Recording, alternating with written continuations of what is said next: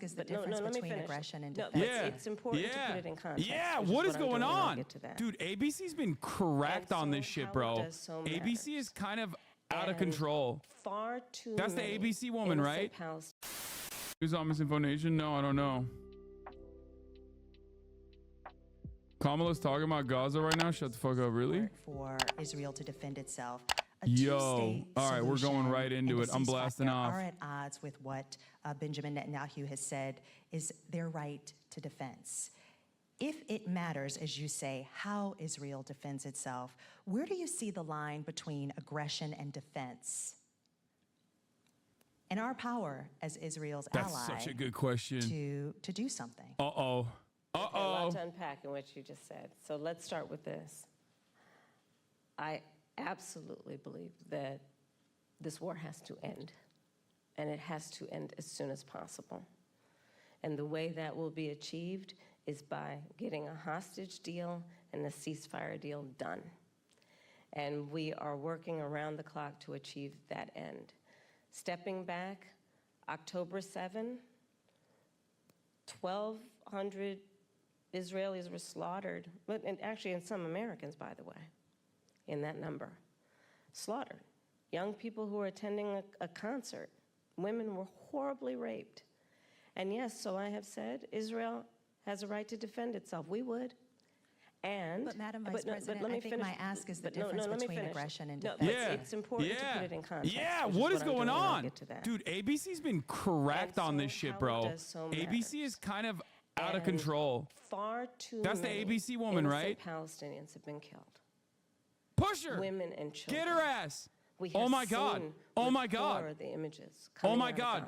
David Muir and the entire cast, the ABC journalists, I will kiss all of you in the mouth. Agree that not only must we end this war, but we have to have a goal of a two-state solution, because there must Bro, she just keeps repeating the same line. I'm losing my mind. In as much as what we do in our goal is to ensure that Israelis have security and Bro, she's such a bot. She's such a fucking robot, dude. Have self-determination and dignity. This is literally like on that, though. Joe Biden level dementia. To support Palestinians in their right to self-determination. And is it even possible as Israel's ally? Well, absolutely. I will tell you, I have been actively involved in, for example, meeting not only with I'm not gonna use this one yet. Hold on.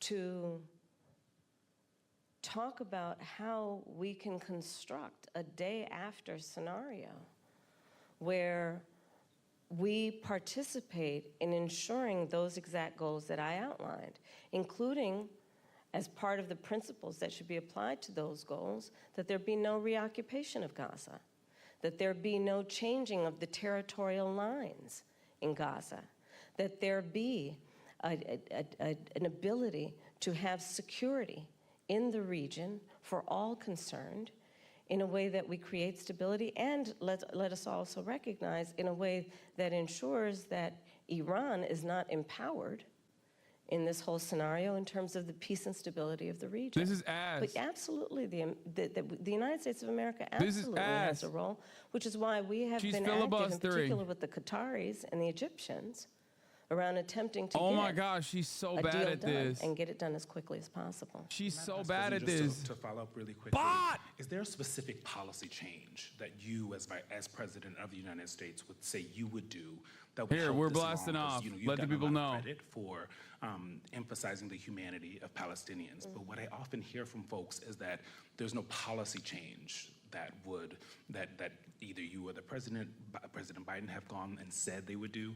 Is there a specific policy change as president that you would do in our helping of Israel? We need to get this deal done, and we need to get it done immediately, and that is my position, and that is my policy.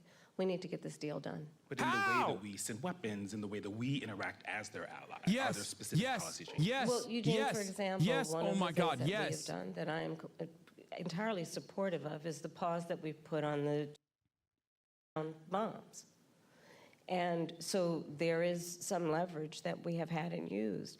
But ultimately, the thing that is everything else in that region is getting this deal done. And I'm not going to disclose private conversations, but I will tell you, I've had direct conversations with the Prime Minister, with the President of Israel, with Egyptian leaders, and with our allies.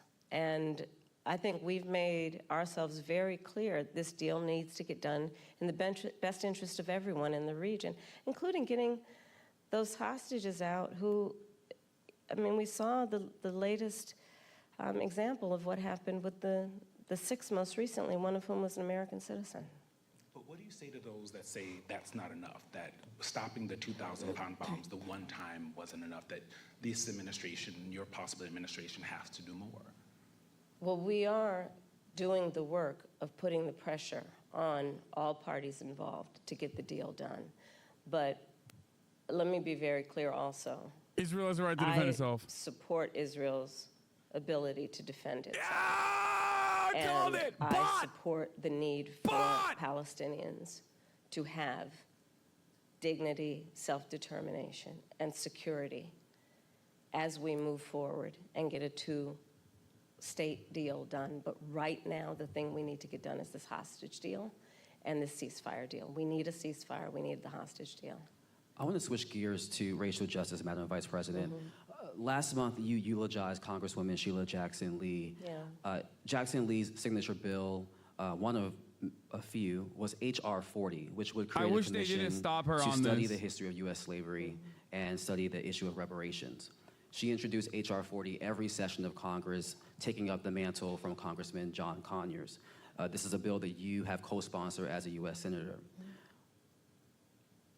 Yet, this has, despite the fact that this has been, similar commissions have been created on the state level and on the local level, is yet to pass in Congress, let alone come out of committee.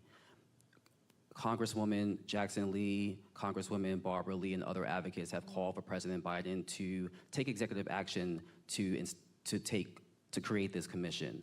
Would you, as president, take executive action to create this commission, or do you believe that it should happen in Congress?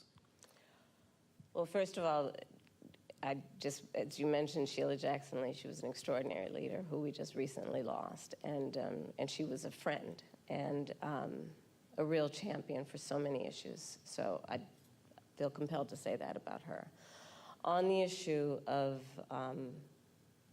what we need to do. I'm telling you, I've had multiple people who know better than me that she's gagged by the state at the moment. No, she's a fucking bot, dude.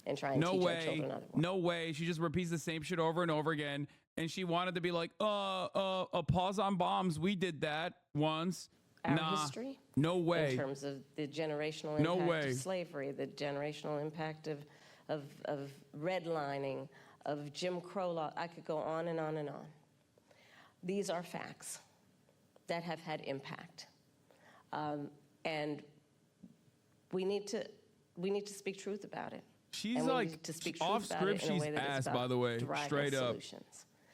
And frankly, I think that we, and part of that is studying it to figure out exactly what we need to do. But part of what we can do right alarming now how bad she is off script in terms of building an opportunity economy, which is addressing explicitly the obstacles. No, it's not ABC. It's not. I thought it was the ABC journalist, but Eugene Daniels is the goat that was like pushing. And Tanya Mosley asked some pretty good questions too. What we need to do, I think it was Eugene Daniels that fucking pushed it, right? I have championed for years, Black maternal mortality, which is the fact that Black women are 3 to 4 times more likely to die in connection with childbirth than other women. And we know that the reasons for that include disparities that pre-exist her pregnancy. I'm not gonna lie, I never thought someone from the Y Network and fucking Politico would be the most adversarial questions that this administration has faced thus far on fucking Israel. It's literally like Joe Biden doing a complex interview and then getting questions about like, not even complex, because like Politico is obviously a very serious like institution. It's just they're very right wing, which is why it's shocking to me that a Politico journalist did that.